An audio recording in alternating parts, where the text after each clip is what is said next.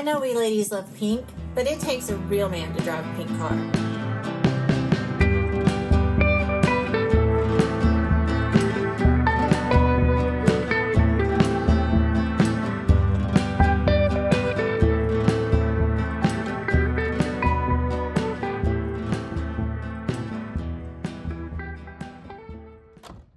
All right, today I have my friend, longtime friend, Bill Blasingame here, and he is an Edsel guru, and he brought a very special Edsel here for many reasons. But Bill, do you mind telling us a little about your car? Sure, it's a 1958 Edsel Citation Convertible.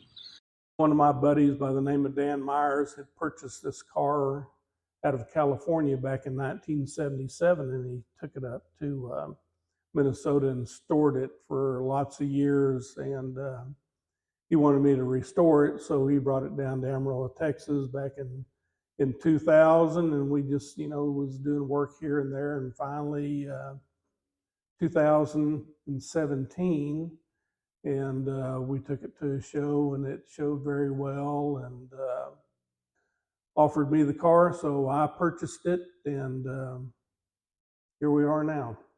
Bill, one of the most interesting features of your car, I think, is the color. So tell us about the color of your car. Well, the color is called chalk pink. It's a very unique color. It's got a white scallop with a white vinyl roof. The interior is pink and brown. It's very, very pretty, very sought after, and they have produced many models in this color scheme.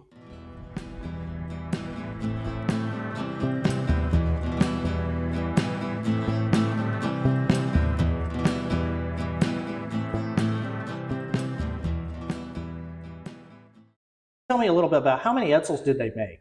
Well, the Edsel was in production for 3 years. In 1958, they made 63,110 examples. In 59, they did 46,500 thereabouts. And for the 60 model run that got cut short due to the fail of the Edsel in sales, they only produced 2,846 examples. Okay. So 58 was by far the most popular year. Yeah, and just think what kind of killed that car was the push-button transmission. It had several issues and problems. So easy it is to drive. Can you flick that light switch? Why, certainly, anyone can. Then you can drive the Edsel. That's right.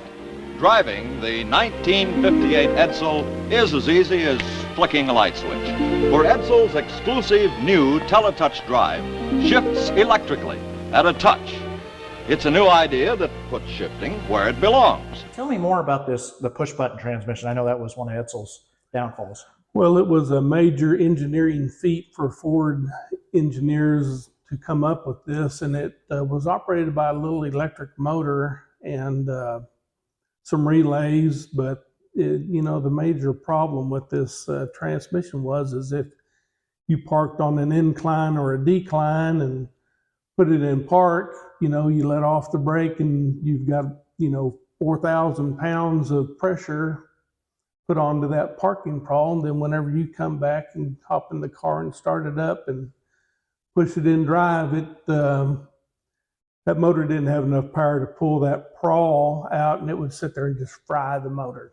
Oh, geez. You talked about the features of this car. This car is very, very decked out, highly optioned. Tell me the features on this car. It's crazy. Oh, yeah. It's got a bunch of them. It's pretty heavily laden. It has power steering, power brakes, power louver, power seat, power windows, power antenna, power trunk release. It has the 4 or 5 light warning group, door open, low oil, low fuel, park brake light,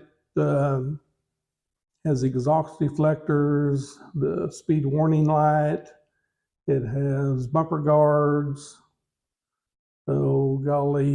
air conditioning, and